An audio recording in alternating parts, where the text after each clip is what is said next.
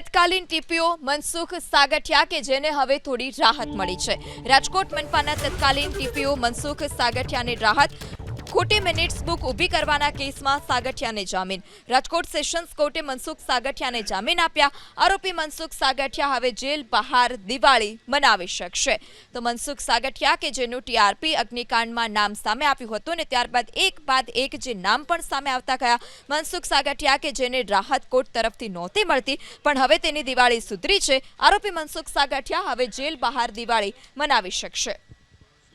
ખોટી minutes book ઊભી કરવાના કેસમાં સાગઠિયાને જામીન। રાજકોટ સેશન્સ કોર્ટે મનસુખ સાગઠિયાને જામીન આપ્યા। આરોપી મનસુખ સાગઠિયા હવે જેલ બહાર દિવાળી મનાવી શકશે।